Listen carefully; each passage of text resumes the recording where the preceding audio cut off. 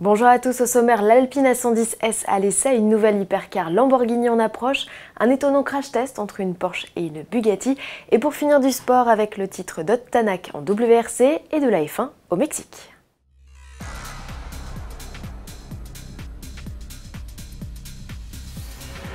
Depuis sa renaissance en 2017, l'Alpine A110 cartonne, son carnet de commandes ne désemplit pas.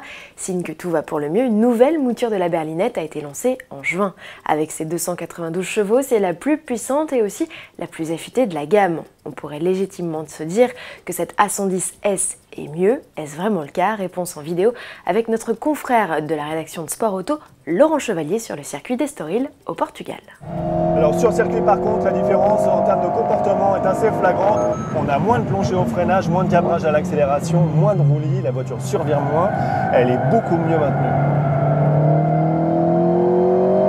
Alors pour avoir un premier élément de réponse, en clair, si vous faites des track DS, des sorties sur circuit, prenez une 110S, sinon ça ne sert à rien, prenez une 110 normale, sur la route c'est largement suffisant.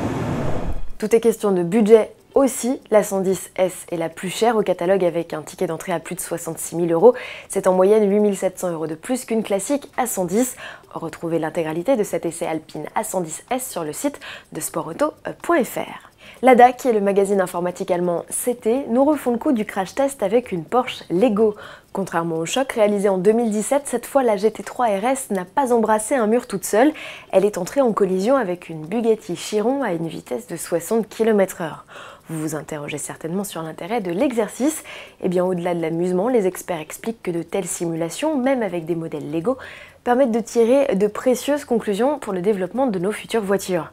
Le but de l'expérience était donc de comparer les dégâts simulés par ordinateur avec ceux constatés dans la réalité. Bilan, si les logiciels 3D permettent d'économiser des ressources, leurs calculs ne sont pas toujours justes. L'ordinateur n'avait ainsi pas anticipé que la Bugatti finirait coupée en deux. Ces logiciels fournissent donc une aide précieuse, ils ne permettent pas de se passer des crash tests physiques qui ont donc pour but de renforcer notre sécurité. En bref, Lamborghini, ou plutôt Squadra Corse, sa division compétition, annonce l'arrivée d'une hypercar au V12 Atmo de 830 chevaux. D'après les teasers, il semblerait que la sportive, exclusivement dédiée à la piste, hérite d'une carrosserie inédite. Quelques exemplaires à plusieurs millions d'euros devraient prochainement voir le jour.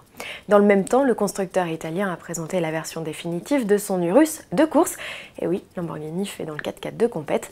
Le modèle équipé d'un V8 biturbo de 650 chevaux participera à sa première course à Misano fin 2020. Et puisqu'il est question de compétition, le rallye compte un nouveau champion du monde, c'est Ott Tanak. L'Estonien de l'écurie Toyota met fin à 15 ans de domination française dans la discipline. En Catalogne, le jeune homme de 32 ans s'est contenté d'une deuxième place, mais grâce à ses résultats sur la saison et notamment ses 6 victoires, il a décroché la couronne mondiale. C'est Thierry Neuville qui s'est imposé sur l'avant-dernier rallye de la saison. Prochain rendez-vous en Australie du 14 au 17 novembre.